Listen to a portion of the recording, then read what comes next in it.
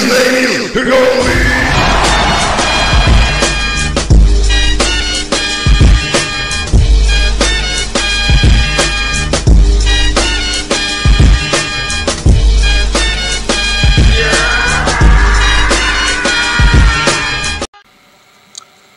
Salut à tous, aujourd'hui je vais vous faire une petite vidéo de test de pièces de réplique, donc en l'occurrence le canon Tanyo Koba. Donc la spécificité du canon Tanyo Koba, c'est le fait qu'il soit rayé.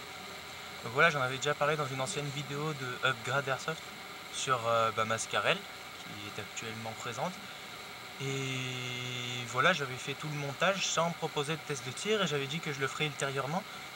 Et il tarde un peu, je dois bien l'avouer qu'il a un peu tardé, mais je compte bien le faire cette fois-ci, étant donné que les conditions météo sont bonnes et que le vent n'a pas l'air de trop se manifester. Donc pour commencer, on va parler un peu du canon en lui-même. Donc moi, celui que j'avais commandé, c'était un canon de 45 cm. Mais moi, ma longueur de canon, c'est 41 cm. Donc le canon, il a été recoupé. Donc c'est moi qui l'ai recoupé. Il a fallu réusiner un peu le bout du canon. Mais au final ça marche assez bien, ça marche même aussi bien que si j'y avais pas touché. Parce que sinon de toute façon l'autre, la longueur en dessous c'était 38. Et 38 ça m'aurait fait 3 cm en moins dans mon canon, donc je préférais tenter la coupe et qu'il aille jusqu'au bout. Et finalement c'est facilement modulable.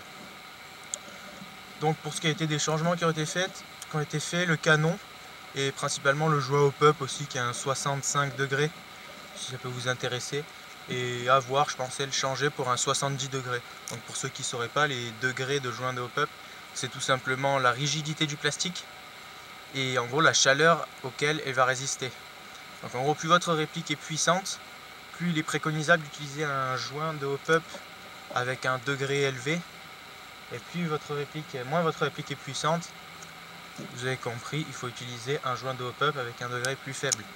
Donc en fait, c'est ce qui va faire la dureté du caoutchouc de votre joint et ce qui va faire l'étanchéité en quelque sorte. Donc voilà, je vais vous faire 3 tests de tir. Un à 20 mètres, qui en soi n'a pas une grande utilité, mais qui peut servir, parce qu'à 20 mètres, la distance n'est quand même pas impressionnante. Un à 35 mètres. Et un dernier, on va tester à 55-60 mètres, un bon petit 55-60 mètres entre les deux. Et ça risque d'être assez dur sur une cible un peu plus grosse. Comme j'ai rien prévu parce que je suis un peu con, je pensais foutre mon sac et vous dire quand ça touche. Voilà, donc je vous dis à tout de suite pour ces petits tests de tir. Voilà, donc là on va commencer par un test de tir à 20 mètres sur la cible que vous pouvez voir sur le muret qui doit faire environ 20 cm de diamètre. Donc il y a un peu de vent, mais je pense pas que ça joue beaucoup.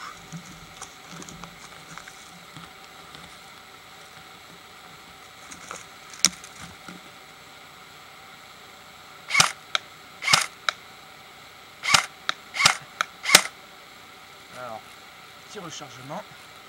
Pour l'instant 4 sur 4, on va en tirer 10.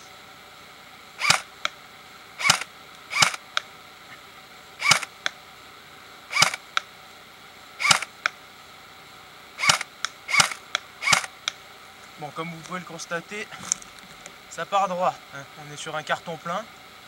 Donc bon, à 20 mètres, c'est ce que je pensais, le test démontre pas vraiment de la précision du canon. Mais bon, quand même, on peut constater que les billes partent relativement droit sur la cible et que ça reste une précision plus qu'acceptable. Je vous dis à tout de suite pour un test qui va aller sur les 35 mètres. Voilà, donc là on va être sur un test de tir à 35 mètres. Il y a un peu de vent. Mais je pense que ça devrait le faire. Bon, allez, c'est parti. On va tirer une quinzaine de billes et on verra les résultats.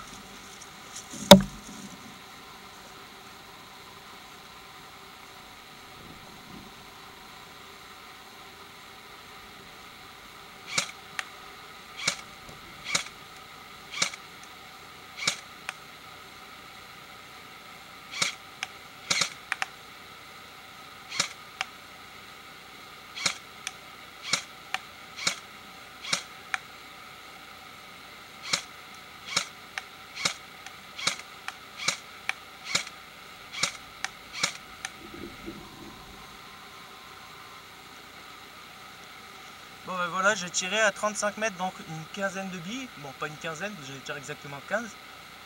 Et on peut voir, donc au début j'en ai raté 2, parce que j'étais pas... Après je me suis appuyé sur quelque chose. Donc en fait c'est plus de l'erreur humaine qu'autre chose. Mais en clair, les billes partent quand même droit à cette distance. Hein. À 35 mètres, c'est presque du coup sur coup. Hein. Comme on a pu le voir vers la fin, je me suis appuyé, même en mettant des petites rafales. Les billes touchaient principalement la cible à chaque fois. Et là, on est sur du 10 sur 15 à 35 mètres, ce qui n'est déjà pas mal. Donc on va faire un dernier test de tir à 55 mètres. Entre 55 et 60 mètres, ça peut être très précis sur mon sac à dos et on va voir ce que ça donne, si les billes portent jusque là et si elles portent jusque là avec précision. Voilà, donc il y a un peu de soleil, on a le soleil de face. Donc là j'ai mis mon zoom à fond, mais ce que vous voyez en plein milieu, en noir, c'est mon sac. Donc c'est un sac qui doit faire 30 cm de large sur 50 cm de haut. Donc un petit buste humain, on va dire. Et là actuellement on est à 60 mètres, à peu près. Donc on va tester voir si j'arrive à le toucher. Et si je le touche, je vous le dirai, mais je suis même pas sûr d'arriver à le voir. Le soleil qu'on a de face. Donc on va faire les 2-3 tests. Et si c'est vraiment peu concluant, on changera de spot. Donc là je vais me mettre au bipied.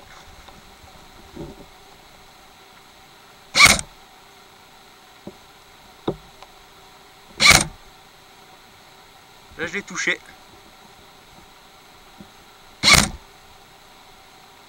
Là aussi.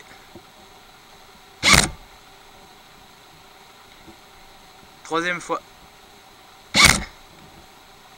À côté.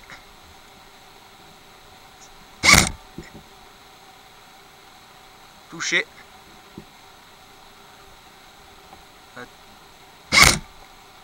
Au-dessus. Un peu en dessous.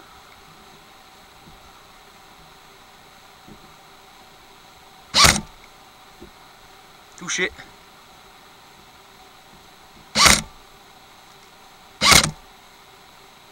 Touché. Touché. Raté. Raté. Touché. En dessous.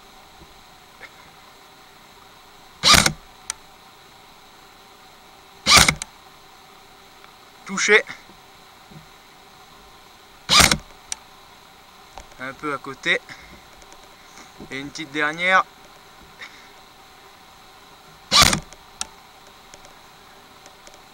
En dessous. Allez, on essaie d'en caler une dernière.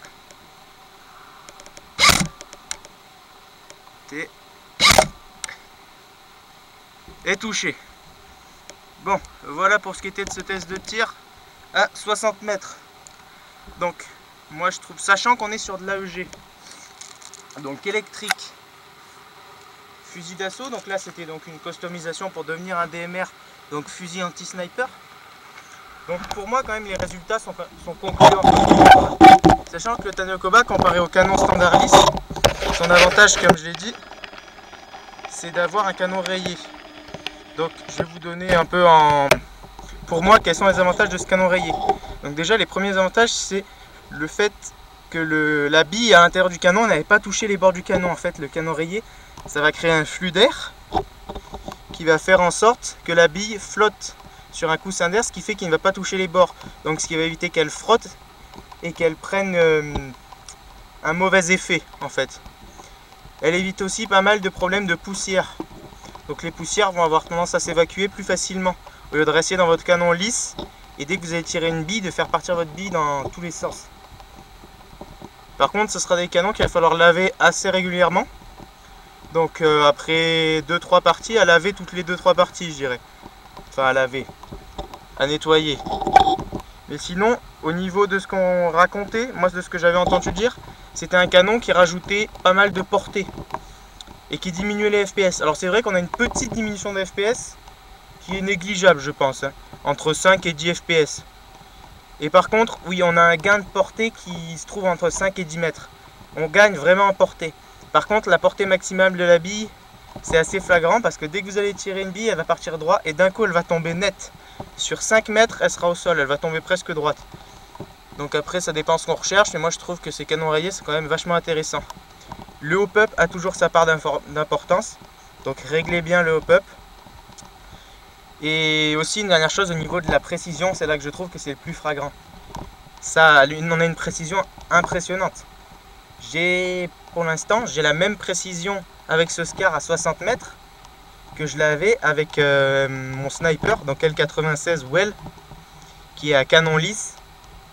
Un canon lisse, bon, un peu merdique, il faudrait que je change, à la même distance. Donc si vous vous souvenez pas, vous pourrez regarder la vidéo du L96 et dessus il y a un test de tir à 60 mètres à la fin. Donc voilà, moi je trouve que les canons rayés en général sont assez concluants. Donc je vais voir dans l'avenir à en installer un sur mon L96 et à faire des tests avec. Seul bémol je trouve de ce canon, bah, c'est son prix.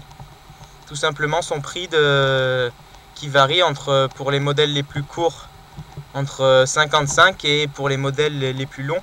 Je parle pas pour les pistolets, mais disons que les modèles les plus courts pour moi c'était les 22 cm je crois. Le 22 cm il est quand même je crois à 50 €. Et après moi le mien je l'ai payé 73 et pour les canons de sniper ça va jusqu'à je crois 85 € pour la longueur maximale. Ça plus les frais de port ça a un coût. C'est sûr que c'est un coût qui n'est pas négligeable. Et donc au niveau du diamètre c'est du 6.04. Alors pourquoi 0.4? Parce qu'on avait déjà 6.01, 0.3 et 0.8. Alors pourquoi ils n'ont pas voulu faire dans la banalité, j'en sais rien. Mais c'est du 6.04. Moi tant que la précision et que les performances sont là, ça me convient. Et c'est tout ce que j'ai à dire pour ce test de tir du canon Tanyokoba rayé. Et je vous dis à la prochaine pour une prochaine vidéo Airsoft. Salut à tous! Voilà, donc excusez-moi, mais j'avais oublié de mentionner une dernière petite chose qui peut être très intéressant pour certains à l'achat d'un canon Tanyokoba, c'est le groupement de billes en full auto. Donc je ne vais pas vous expliquer, je vais tout simplement vous montrer et puis vous en jugerez par vous-même.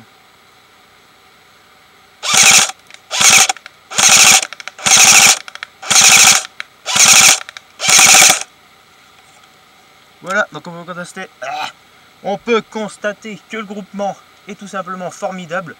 Moi j'ai pu le tester, donc jusqu'à 40 mètres vous avez un groupement nickel. Le problème c'est qu'en France, avec la puissance de ma bête, on ne peut pas jouer en auto. Mais si un jour vous avez l'occasion d'aller jouer aux États-Unis, ce sera un plaisir.